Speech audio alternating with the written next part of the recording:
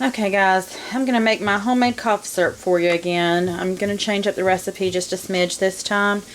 And I'm making a pretty large batch so that I can take some to work because a friend of mine is real bad off. She's got laryngitis and stuff, and it's hard to do anything when you have laryngitis to teach. But anyway, I've got a cup of honey already in the bowl.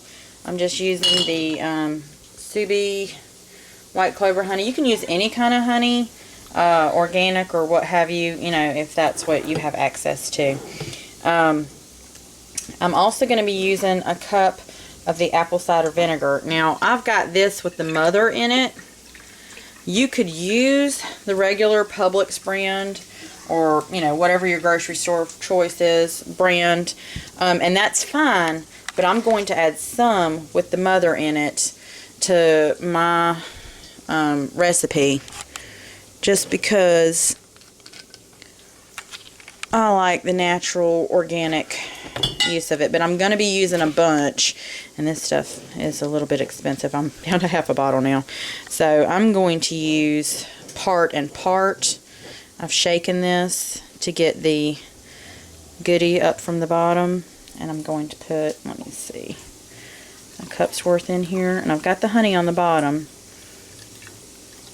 Okay, I was going to thin it down with some of the regular, but I went ahead and did a whole cup. I'm also going to be using real lemon juice. I'm not squeezing it out of the lemons myself. I've got 4 kids. I don't have time for that. But I'm going to use a cup of that. And I find that the cup of lemon and the cup of apple cider vinegar thins out the, sorry about the bottle there guys, thins out the honey or the molasses, whichever you're using. And in this case, on this particular occasion, I'm going to use both. My son has a terrible, terrible cough. It's a hacking, nasty, unproductive thing. You might be able to hear him in the background now. But I'm going to use whatever's left in this molasses in addition to that cup of honey to try and thicken it up some. Okay. I've used, let's see, so far I've used a cup of apple cider vinegar, a cup of lemon juice, and a cup of honey. I'm going to add a cup of Honey Jack whiskey to this so that he will be able to sleep tonight.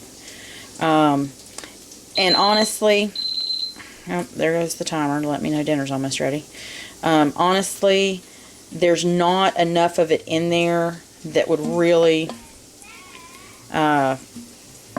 make somebody drunk or anything like that, because it's just 1/4, if you will. And I'm going to add some of my vinegar and apple cider to the jar because I've got just a smidge of that molasses left.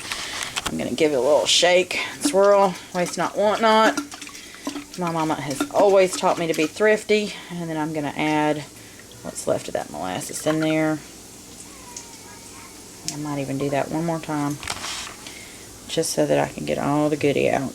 And I use a Pyrex, you can see the name there, 4-cup measuring cup to mix this up, to get all of my ingredients in there. You could use a glass mixing bowl, whatever you want to use, for doing your mixing. And typically I will store this in a mason jar, but I find it's very hard to get a teaspoon or a tablespoon into a mason jar or to pour it out of there. So if you want to use a water bottle, that works really well. And I found this flask at the liquor store, and it had like Jack Daniels in it. It was just this teeny, I bought it because I thought the bottle was cute, to be perfectly honest. But when I went to get the Jack for this cough syrup recipe, I found this amazing original recipe Tennessee honey, and it's $23.99 retail in my area, so it's the most expensive component, and it's a honey liqueur, or liquor, however you want to say it, blended with Jack Daniel's Tennessee whiskey. So, it's got a real smooth kind of taste to it. It, to me, doesn't go down quite as hard as the regular Jack. And it's not quite as burny as it goes down in your throat.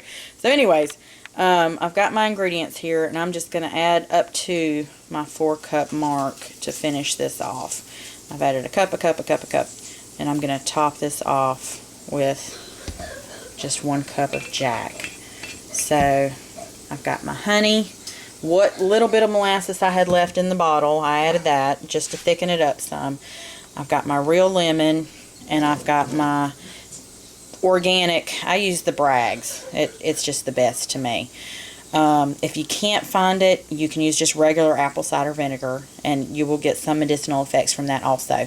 And honey, a lot of people don't know this, but especially local honey from your area, if you can get local honey, that's the best, because the bees have gathered it from your area, and it has been made from pollen. Excuse me, my ring is caught in the handle thing.